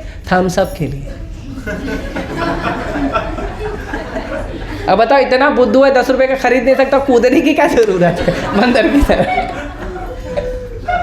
बताइए। तो पहले एक ऐड आता था पेप्सी का, वो सचिन तेंदुलकर चोरी करके पी रहा है। अरे इतना बड़ा क्रिकेटर है, चोरी करने की क्या जरूरत है? क्या जरूरत है बताइए? लेकिन लोगों का भाव कैसे पकड़ते हैं ना, बताते देखो इतना बड़ा क्रिकेटर है, चोरी करके पी रहा, सोचो कितना महत्वपूर्ण चीज होगा। अरे हम पूछते नहीं है उसको। हरे कृष्णा मंदिर में देखा कहीं पे दुकान पेप्सी का, समोसे का देखोगे, और क्या बोलते हैं ढोकला का देखोगे, इडली का देखो, सब भी दुकान मिलेगा। केक का दुकान मिलेगा, पेस्ट्री का दुकान मिलेगा। जिन्होंने नहीं देखा कल देख लेना, मैं दिलाने वाला नहीं हूँ। तो सब मिलेगा ना। कहीं देखा कोको कोला मिल रहा है हरे कृष्णा मंदिर में? किसी हरे कृष्णा मंदिर में पूरे दुनिया में नहीं मिलेगा। जरूरत नहीं है उसकी जीवन में। पीते ही पूरा गला से लेके सीना तक जलता है। कैसे पीते पता है? पीते होंगे आप लोग, पर ये प्रैक्टिकल एक्सपीरियंस है लोगों को। भक्त लोगों को बहुत ज़्यादा जरूरत होती है तो सोडा लेके पी लेते हैं। क्यों? ज़्यादा खा लिया तो पचाने के लिए। वो टेस्ट के लिए नहीं पीते।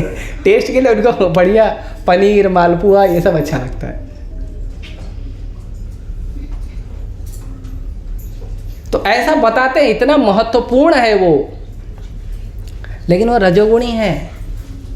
उसका एडवर्टीजमेंट ही दिखाया जाता है, इतना रजोगुणी है।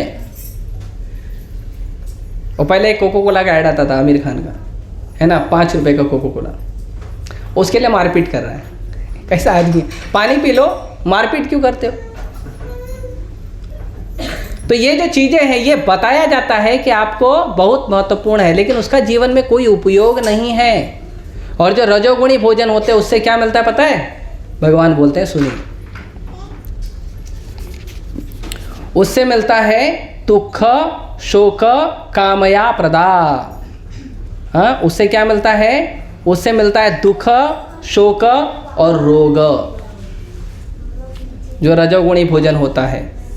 क्योंकि दुख, शोक और रोग जो है ना, वो अंदर का सॉफ्टवेयर है, बाहर का सॉफ्टवेयर नहीं है। एक तो आपके कर्मानुसार मिलेगा, दूसरा आपकी चेतना के अनुसार आपके रिएक्शन पे मिलेगा। जब तक आप अपना स्वभाव नहीं सुधारेंगे, अपने मन का स्थिति अच्छा नहीं करेंगे, तब तक आपको छोटी छोटी चीज़ें भी दुख देगी। और जब आपका स्वभाव साधु हो जाएगा तो बड़े से बड़ा तूफान आ जाएगा, कुछ फर्क नहीं पड़ेगा, विचलित ही नहीं होंगे। भगवान बोलते हैं भगवान धीरज तत्र न मुह्यति, जो धीरे व्यक्ति होता है वो विचलित नहीं होता है। तो उदाहरण क्या है, उदाहरण देते हैं कि जिस तरह से बहुत सारी लहरें आती है लेकिन समुद्र विचलित नहीं होता, लहरें समुद्र में आती है वो विचलित नहीं होता, वो अंदर देखोगे ना एकदम शांत रहता है। ऐसे धीर पुरुष है, एकदम शांत रहता है। दुनिया में कितनी लहरें आने दो, उसको दुख नहीं छूता। क्यों? सतोगुणी होता है, उसका भजन सतोगुणी होता है, भोजन सतोगुणी होता है, व्यवहार सतोगुणी होता है। हम प्रयास करेंगे सतोगुण के ऊपर एक लेक्चर लेंगे, भोजन कैसा होना चाहिए, भोजन तो बता रहा हूँ मैं, व्यवहार कैसा होना चाहिए, शब्द कैसे होने चाहिए। सतोगुण बहुत महत्वपूर्ण है। और जो व्यक्ति सतोगुण में होता है वो ऊर्ध्वम गच्छन्ति सत्त्वस्था, वो अपने जीवन में हमेशा आगे बढ़ेगा, हमेशा आगे बढ़ेगा, कभी पीछे नहीं जाएगा। और जो व्यक्ति रजोगुणी होगा वो जीवन में कहीं आगे नहीं जाएगा, कितनों मेहनत करेगा गधे की तरह 20 घंटा 25 घंटा, कुछ फर्क नहीं पड़ने वाला, उसका जीवन वैसे ही बर्बाद रहेगा। और अधो गच्छन्ति तामसा, और जो तामसी लोग हैं उनका जीवन यू टर्न मार देगा। भगवान की कृपा से उसको संपदा बहुत सारी चीज मिली भी होगी, नाम यश मिला भी होगा, पूरा डुबा के बर्बाद कर देगा।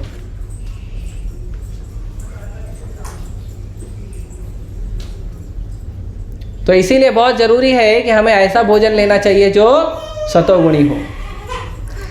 तो अब सतोगुणी का जो भोजन है वो सतोगुणी भोजन से फायदा क्या है वो बता रहा हूँ।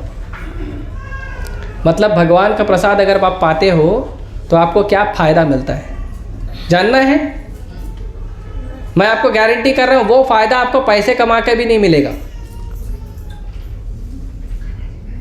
बहुत सारा पैसा कमा के, बहुत सारा धन संपत्ति जमा करके भी आपको वो नहीं मिलेगा जो केवल आप रोज भगवान को भोग लगा के खाओगे तो मिल जाएगा, और इसके अनुसार बना के खाओगे तो मिलेगा। पता है वो क्या है? सुनिए फायदा। जो भोजन सात्विक व्यक्तियों को प्रिय होता है वो आयु बढ़ाने वाला, वो क्या करता है? आयु बढ़ाता है। दूसरा, जीवन को शुद्ध करने वाला, हमारा जीवन शुद्ध होता है, जीवन अच्छा होता है। हमारे जीवन में बहुत सारी चीज़ें हैं जो हमको पता नहीं है कि हम गलत कर रहे हैं। जीवन शुद्ध होता है तो हम आगे बढ़ते हैं। उसके बाद बल, शक्ति प्रदान करता है, स्ट्रेंथ, इम्यूनिटी। उसके बाद स्वास्थ्य, बल अलग चीज़ है, स्वास्थ्य अलग चीज़ है। कई बार आप देखो एकदम हट्टा कट्टा तगड़ा आदमी है, हॉस्पिटल में लाइन लगा के बैठा है, तो ज़रूरी नहीं है आप हट्टे कट्टे और तगड़े हो तो आप बीमार नहीं हो। और कई बार आप देखोगे वो दुबला पतला आदमी कभी जाते ही नहीं डॉक्टर के पास, तो उसका बल से कोई लेना देना नहीं है। तो जो सतोगुणी भोजन होता है वो बल भी देता है, स्वास्थ्य भी देता है, दोनों देता है और भी है। और उसके साथ साथ सुख और तृप्ति प्रदान करता है। बताइए कोई मानेगा इस बात को कि आप भोजन करोगे तो आपको सुख मिल जाएगा? मानेगा कोई इस बात को? भगवान बोल रहे हैं कि आप भोजन करोगे तो सुखी रहोगे। कौन सा भोजन? भगवान को भोग लगाया हुआ प्रसाद, सुखी रहोगे। क्यों सुखी रहोगे? जीवन का दुख ही खत्म हो जाएगा, आध्यात्मिक और भौतिक दोनों दुख खत्म हो जाएगा। आपके जीवन में जो दुख, जो परेशानी आ रही है वो दुख और परेशानी भगवान का प्रसाद खाने से, भगवान की कृपा से समाप्त हो जाएगा।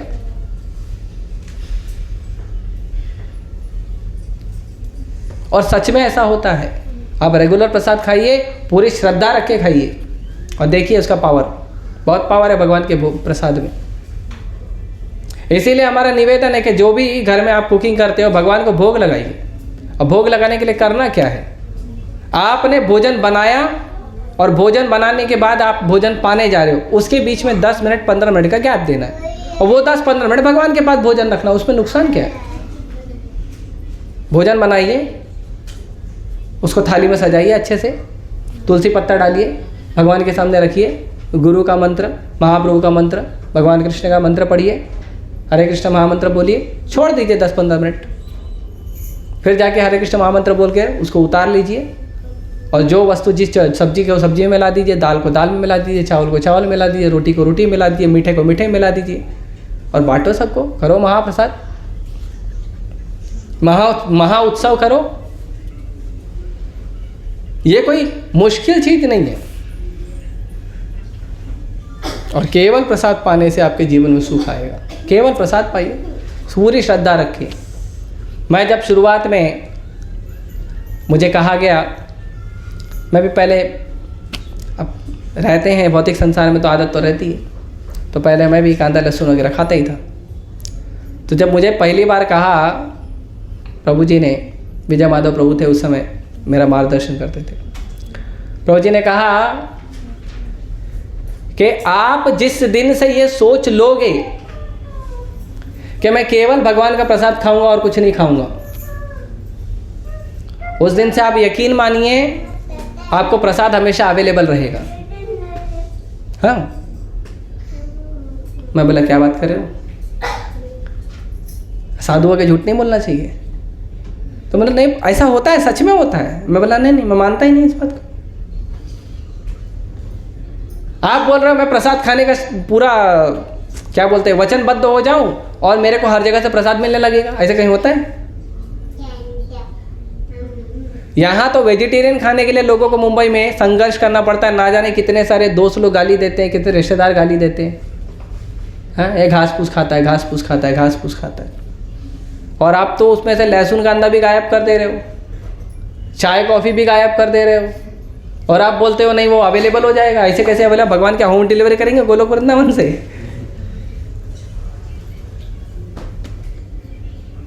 पर मैंने बोला एक बार करके देखते हैं, रिस्क लेने में जाता ही क्या, नहीं होगा तो वापस अपनी, है ना, वापस गाड़ी अपनी चालू कर देंगे।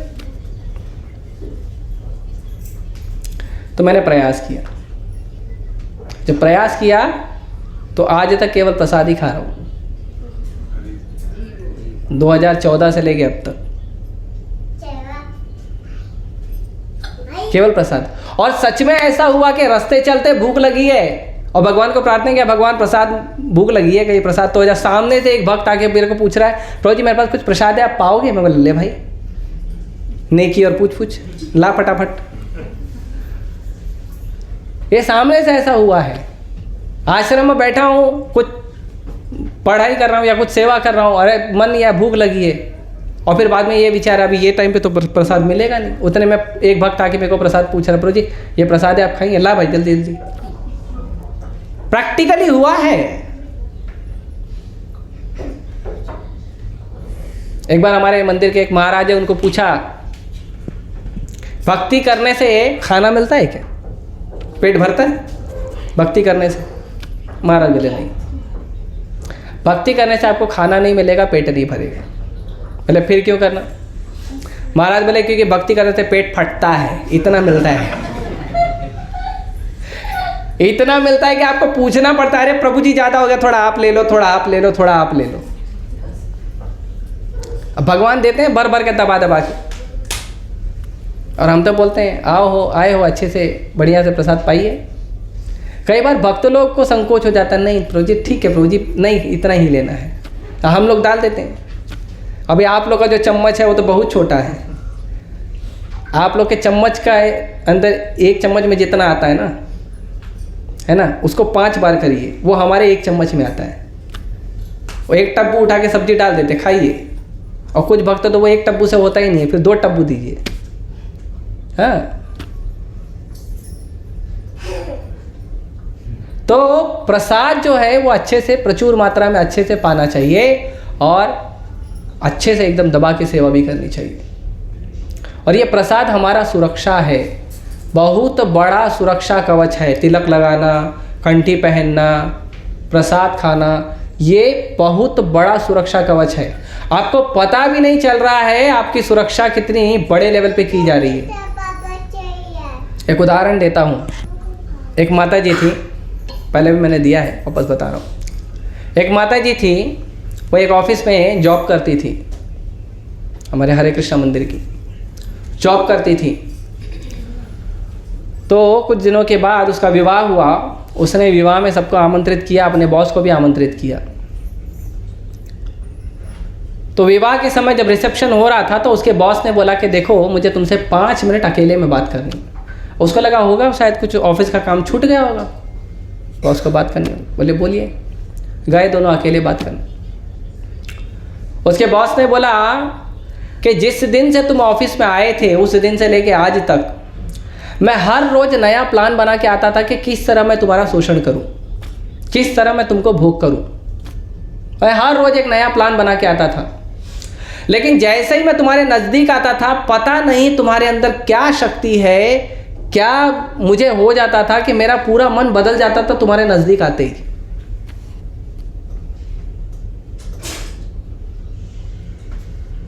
और मैं हमेशा सोचता था और बाद में मेरा मन बदल जाता था, बाद में मैं उस विचार को छोड़ देता था, और ऐसा मैं रोज करता था। फिर बोला मैं जानना चाहता हूं ऐसा क्या है। फिर वो माता जी ने कहा मैं भगवान कृष्ण की भक्त हूं, हरे कृष्ण महामंत्र जप करती हूं, प्रसाद खाती हूं। तो ये जो सिस्टम बनाया गया है ना, ये कोई साधारण चीज नहीं है। ये जो तिलक है ना, ये तिलक साधारण चीज नहीं है। जिसके माथे पे तिलक रहता है ना, उसके घर का एड्रेस यमराज जी को भूलना पड़ता है। जिसके भी माथे पर वैष्णव तिलक रहता है उसके आसपास यमराज जी और यमराज जी के अनुचर जाते नहीं हैं। यमराज जी आएंगे थोड़ा बात करने आपसे, उठाने नहीं आएंगे, क्योंकि वो भी वैष्णव महाभागवत है, महाजन है यमराज जी। यमराज जी के अनुचर नहीं आएंगे। कोई भूत प्रेत कोई दूसरी जो शक्तियां हैं वो नज़दीक नहीं आती। अब इसका मतलब नहीं आप जबरदस्ती जाओ, आप बैल मार, वो नहीं कर रहा, छेड़ने मत जाइए। नहीं अब तो मैं कवच पहन लिया हूँ ऐसे मत करना, बाद में हम हाथ जोड़ लेंगे है ना।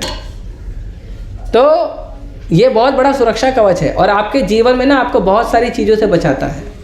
मेरे साथ जो स्टूडेंट लोग हैं, जो पिछले कोई 8 साल से, कोई 5 साल से, कोई 10 साल से सेवा कर रहा है मेरे साथ है, आप उनसे प्रत्यक्ष पूछ सकते हैं। मेरे जीवन में बहुत बड़े बड़े बदलाव हुए, बहुत बड़ी बड़ी परेशानी आई है, पर ऐसे गायब हो जाती हैं।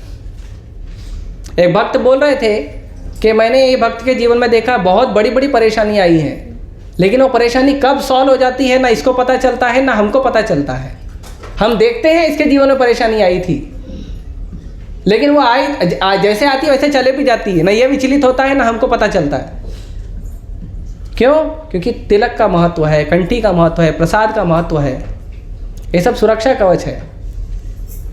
आजकल तो लोग एक माथे पे तिलक लगाएगा तो लोगों को इतना गुस्सा आता है, बाप रे। लेकिन अगर आपको तिलक का बॉक्स है ना, पता है आपको तिलक 12 तिलक है, जब वो उस दिन बनाए थे उन्होंने, नीलम्बरपुर ने बताया था 12 तिलक लगाए जाते हैं पूरे शरीर पे। वो लगाएंगे तो आदमी कोमा में चले जाएगा देख के, भाई इतना के तिलक कौन लगाता है, पूरे शरीर को ही पेंट कर दिया है 12 तिलक लगाए जाते हैं। जो भक्त गंभीर होते हैं, दीक्षा लेते हैं, बाद में 12 तिलक लगाते हैं।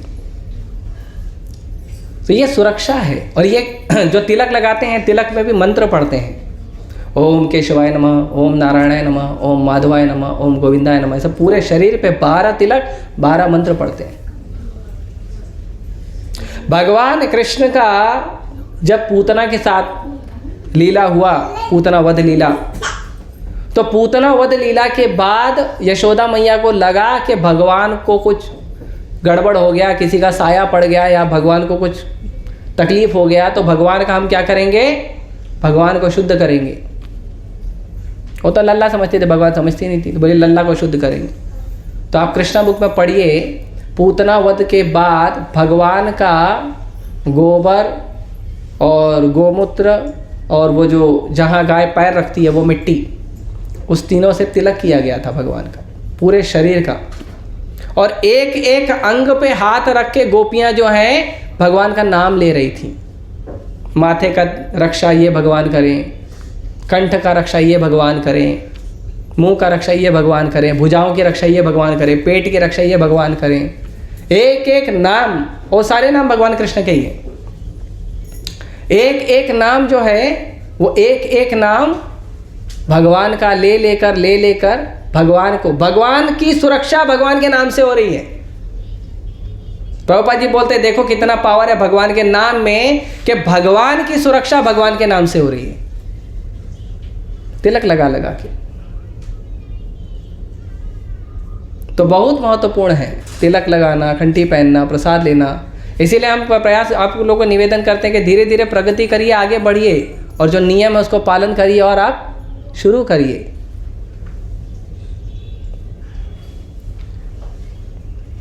तो बहुत ज़रूरी है। तो प्रसाद बहुत बड़ी सुरक्षा है। और ऐसा नहीं है ये प्रसाद इस्कॉन वालों ने चालू किया। कई बार इस्कॉन वालों के ऊपर बड़ा दोष लगता है।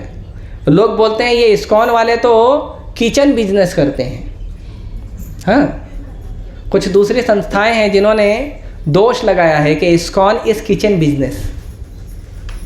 बाद में वो लोग भी खिचड़ी बांटना चालू कर दिए। लेकिन ये जो है इसकी शुरुआत स्वयं भगवान ने की है प्रसाद बांटने की। अगर आप गोवर्धन लीला देखेंगे तो गोवर्धन लीला में गिरिराज जी को बहुत सारा भोग लगाया गया था। दाल का कुंड, सब्जी का कुंड, चावल का पर्वत, पूड़ी का पर्वत, हलवा का पर्वत, ऐसा बड़ा बड़ा बना के गिरिराज जी को भोग लगाया गया। बाद में जो प्रसाद था भगवान बोले कि ये जो प्रसाद है सबसे पहले आप ब्राह्मणों को खिलाइए, भक्तों को खिलाइए। उसके बाद आप जो भक्त आए हैं दर्शनार्थी उनको खिलाइए। उसके बाद आसपास के गांव में बांटिए। उसके बाद जितने भी जीव जंतु हैं, मनुष्य ही नहीं जितने भी जीव जंतु हैं सबको प्रसाद खिलाइए। इस्कॉन यही सिस्टम फॉलो करता है। आप आए हैं, कथा सुनिए, प्रसाद पाइए, और सबके लिए प्रसाद की व्यवस्था की गई है। तो प्रसाद बहुत बड़ी सुरक्षा है और आप प्रयास करिए अगर संभव हो सके तो। आप कहोगे कि हमारे घर में तो परेशानी होती है, हमारे घर में लहसुन कांदे का जो खाना बनता है हम भगवान को कैसे भोग लगाएं। तो अगर लहसुन कांदे का खाना बनता है तो भोग नहीं लगा सकते आप? क्यों नहीं लगा सकते? आप वो खाना भोग मत लगाइए। अरे कुछ फल लेके आ जाइए, 5 रुपए का, 10 रुपए का, वो भोग लगाइए। थोड़ा सा दूध भोग लगाइए, पानी भोग लगाइए। पानी में तो पैसा नहीं लगता है, वो भोग लगाइए। क्या नुकसान है भोग लगाने में? नुकसान क्या? एक फूल चढ़ाइए भगवान को। भगवान को भोग लगाना कोई महंगा काम नहीं है। उसके लिए घर वालों के एक एक आदमी को पकड़ के समझाने की ज़रूरत नहीं है कि भोग लगाना है, कृपया करके लहसुन कांदा बनाना बंद करिए। वो बात अलग है, उसके लिए भी प्रयास करना चाहिए, क्योंकि लहसुन कांदे में तामसी गुण होते हैं। ये जो गुण पता है ना 10वें श्लोक में, तामसी गुण आप देखोगे लहसुन कांदे में मिलते हैं। गंध आता है और बहुत ज़्यादा वो उष्ण होता है लहसुन और कांदा, जलता है। आप खाओगे ना लहसुन कांदा डायरेक्ट तो जलेगा, कच्चा खाओगे तो पता चलेगा, उष्ण होता है वो। तो प्रयास करना चाहिए कि जितना हो सके जल्दी हम उसको छोड़ें ऐसे उष्ण पदार्थ को। लेकिन अगर नहीं कर पा रहे हो तो कम से कम 1 गिलास पानी भोग लगा दो, 1 गिलास दूध भोग लगा दो, कुछ फल भोग लगा दो, कुछ मीठा भोग लगा दो। कुछ तो करना चाहिए ना। आपका भगवान के प्रति कुछ तो संबंध होना चाहिए ना। आप बोलोगे प्रभु जी हमारे घर में तो मूर्ति नहीं है, लड्डू गोपाल नहीं है, नहीं तो गौर निताई नहीं है, तो राधा कृष्ण नहीं है। फोटो तो है ना राधा रास बिहारी का। अरे कोई फोटो नहीं है, वो मंत्र कार्ड तो है ना, हरे कृष्ण महामंत्र का कार्ड जिस पे हरे कृष्ण महामंत्र लिखा है, उसी को रख के भोग लगा दो। भगवान सर्व सक्षम है, भगवान सर्व समर्थ है, भगवान सर्वशक्तिशाली हैं और भगवान भोग स्वीकार करते हैं। अंगानि यस्य सकलेन्द्र वित्तिमंती। भगवान के हर अंग जो है वो हर दूसरे अंग का कार्य कर सकते हैं। भगवान देख के खा लेते हैं। तो भोग लगाना चाहिए और प्रसाद पाना चाहिए। और बहुत बड़ी सुरक्षा है प्रसाद, बहुत बड़ी सुरक्षा है। भक्तों को बहुत बड़े बड़े डेंजर से निकाला है प्रसाद ने, भगवान की भक्ति ने। इसीलिए प्रसाद का प्रयास करिए सब लोग, कुछ ना कुछ तो जरूर करिए, कुछ तो भोग लगाइए। और बहुत अच्छा होगा अगर आप खुद बनाकर भगवान को भोग लगा रहे हो, या जो भक्त बना रहा है उसको सहयोग कर रहे हो। ये बहुत बड़ी बात है। चाहे आप घर में हो, चाहे आप मंदिर में हो, चाहे कहीं हो, अगर आप प्रसाद बना रहे हो या कोई भक्त बना रहा है, तो एक तो आप पूरे मन से बनाइए, अच्छे से अच्छा सामान ला के, अच्छा बढ़िया तरीके से। और अगर आप नहीं कर रहे हो, आप कुकिंग नहीं कर रहे हो, तो कम से कम जो कुकिंग कर रहा है उसको सहयोग करिए। जो भी सहयोग लगता है, बर्तन घस देना, उसको किचन साफ कर देना, उसको आटा बांध देना, सब्जी काट देना, कुछ मार्केट से सामान ला कर दे देना, भोग लगाना, ये सब उत्कंठा से करना चाहिए, इसमें आलस नहीं करना चाहिए। और जितना उत्कंठा से करोगे आप देखोगे उतना परिवर्तन आपकी चेतना में आएगा, आपके शरीर में आएगा। और खुद भी उत्सुकता होनी चाहिए कि मैं भी सीखूं इस चीज को, मंत्र सीखूं, इसका प्रयास करना चाहिए। तो प्रसाद बहुत बड़ी सुरक्षा है। ये जो आर्टिकल है छोटा सा हमारे आश्रम में लगा था, तो मैंने कहा क्यों केवल ब्रह्मचारी जानेंगे, पूरी दुनिया जाननी चाहिए, इसीलिए आप लोगों से बांटने का प्रयास किया। तो इसीलिए, और प्रसाद में सब कुछ प्रसाद है, जो भी भगवान को अर्पित किया सब प्रसाद है। भगवान को फूल अर्पित किया प्रसाद है, भगवान का कपड़ा प्रसाद है, भगवान को आपने अन्न दिया है वो प्रसाद है, फलों का रस दिया है वो प्रसाद है। जो भी भगवान से स्पर्श हो जाता है, भगवान की सेवा में लग जाता है, सब प्रसाद है। और जिस भक्त का जीवन भगवान की सेवा में लग जाता है, वो भक्त का जीवन भी प्रसाद हो जाता है। तो आप अपना पूरा जीवन प्रसाद बना सकते हो। इतना अच्छा मौका है, सुनहरा मौका है आपको। प्रभुपाद जी की अनुकंपा से प्राप्त हुआ है, हमारे आचार्यों की अनुकंपा से प्राप्त हुआ है, तो इसको गंवाइए मत। आप मत ध्यान दीजिए वो अभक्तों का जीवन को, क्या जीवन है उनका, इतना खराब जीवन है, और उसको वो लोग बहुत बड़ा बताते हैं, देखो हमारा जीवन कितना अच्छा है।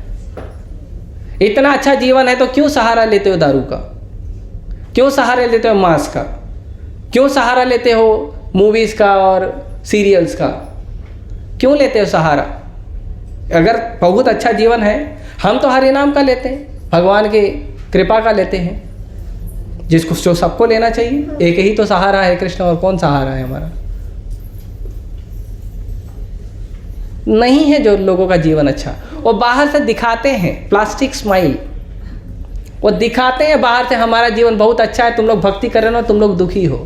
उसको बोलो बैठ एक माला हरे कृष्ण जप कर, प्रसाद खा, समझ में आ जाएगा। हाँ, खुद टेस्ट करो। मिठाई की दुकान पे आप जाते हो, उसको पूछते हो ये बर्फी कैसा बना है, क्या करता है? बैठा के समझाता है? नहीं, थोड़ा सा तोड़ के दे देता है, तुम खुद टेस्ट करो, मैं दूसरे ग्राहक को देखूंगा। तो कोई बोलेगा भक्ति कैसी, तो बोलने का बैठो, एक माला देने का, एक माला जप करो, प्रसाद लाके दे देने का, खाओ, समझ में आ जाएगा।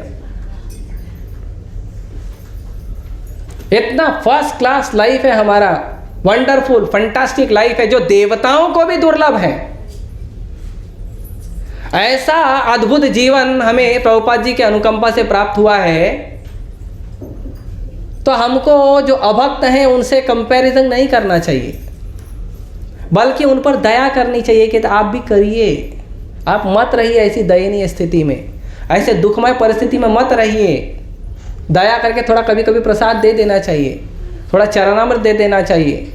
जैसे जब भगवान का अभिषेक होता है तो बहुत सारे भक्त आते हैं मंदिर में मिलने के लिए, मैं सबके लिए चरणामृत व्यवस्था करता हूँ, सबको थोड़ा थोड़ा दिया जाएगा।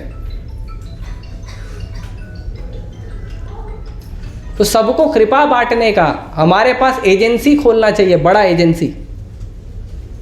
हर भक्त जो है हमारा डिस्ट्रीब्यूटर है। और क्या डिस्ट्रीब्यूटर है? भगवान की कृपा का डिस्ट्रीब्यूटर है, भगवान की कृपा का वितरण करने वाला है, प्रसाद देने वाला है, लोगों को कथा देने वाला है, पुस्तक देने वाला है। हर भक्त के अंदर ये शक्ति है, हर भक्त के अंदर ये पावर है। अपने पावर को जगाइए, अपनी शक्ति को पहचानिए और भगवान की सेवा करिए, है ना। जैसे हनुमान जी हैं, हनुमान जी भूल गए थे अपनी शक्ति, तो उनको याद दिलाया गया आपकी शक्ति क्या है देखिए। और जैसे जैसे हनुमान की शक्ति का आभास कराया गया वैसे वैसे हनुमान जी को फील होने लगा मैं कितना बलशाली हूँ। तो ऐसे ही आप हमेशा अपने इस क्लास में आएंगे तो आपको अपनी शक्ति का आभास होने लगेगा और कुछ दिनों के बाद आप शक्तिशाली हो जाएंगे और भगवान की कृपा बांटेंगे, पूरी दुनिया में बांटेंगे। तो इसके लिए प्रयास करिए, खुद भी अच्छा जीवन जीने का प्रयास करिए और लोगों को सहायता करिए।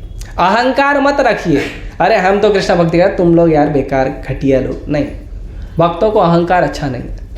भक्तों के जीवन में एक चीज है जो कृष्ण को बिल्कुल पसंद नहीं है, वो है भक्तों का अहंकार। अगर वो आ गया ना तो कृष्ण पर्सनली तोड़ते हैं उसको अच्छे से आके, और जब तोड़ते हैं ना तो बहुत दुख होता है। इसके लिए उस दुखमय परिस्थिति में ना जाइए, अहंकार मत पालिए, लोगों को भगवान की, प्रभुपाद जी की कृपा बांटिए। इसीलिए जो भी भक्त प्रचार कर रहे हैं उनको ये गलत फहमी नहीं होनी चाहिए कि वो प्रचारक हैं। प्रचार करने वालों को कभी नहीं सोचना चाहिए कि वो प्रचारक है। प्रचार करने वालों को ये सोचना चाहिए कि मैं कृष्ण और प्रभुपाद जी के पास लाने का लोगों को प्रयास कर रहा हूँ। कृष्ण और प्रभुपाद जी से जो हमें प्राप्त हुआ है वो लोगों को देने का प्रयास कर रहा हूँ।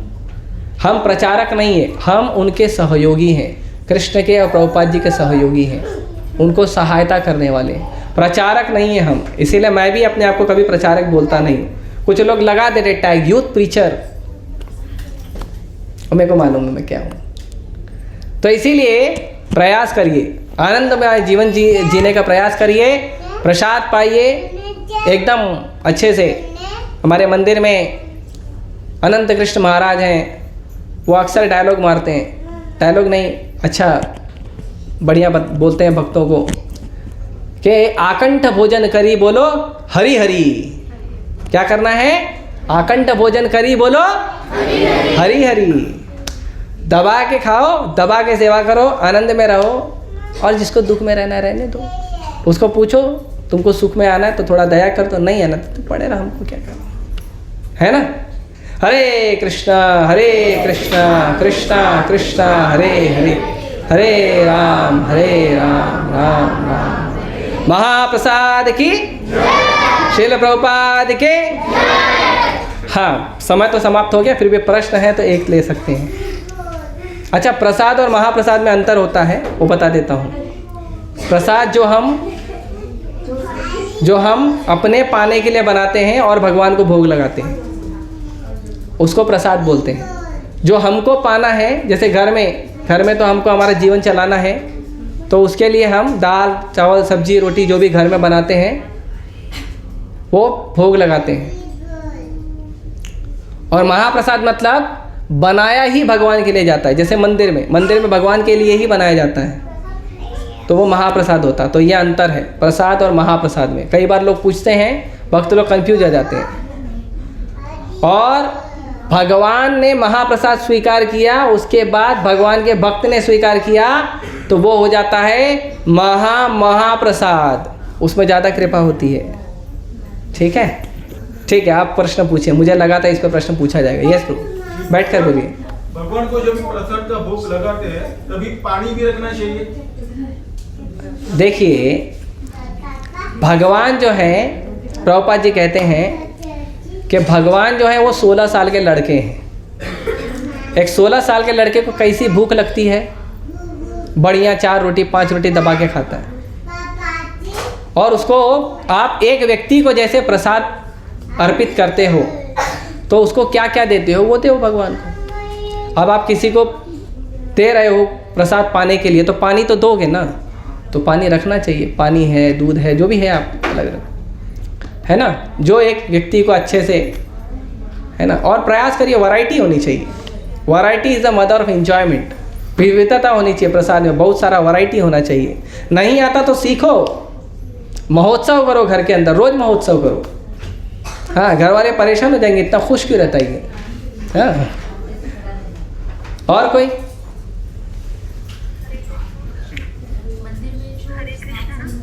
हाँ, 1 मिनट ऑनलाइन रुकिए।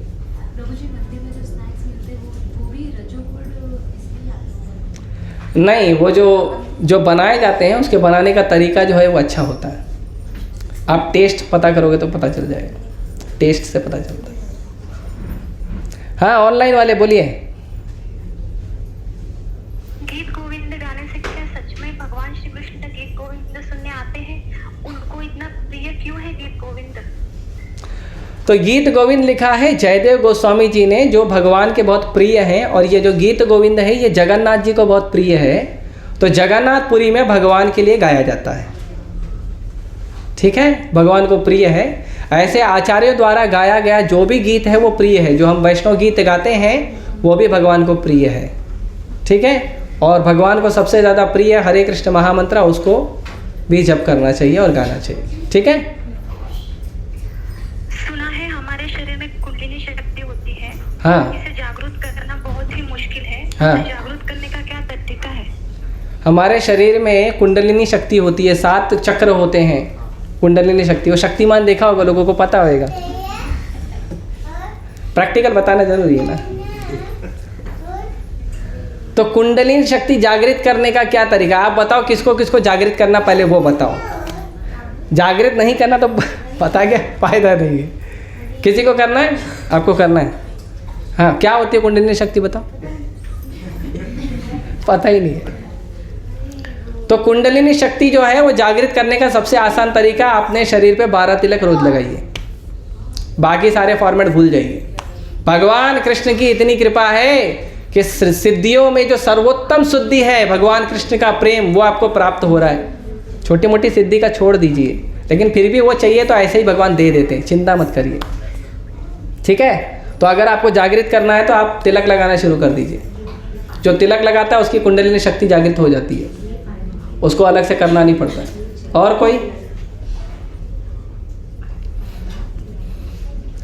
ठीक है, आप सभी का बहुत बहुत धन्यवाद।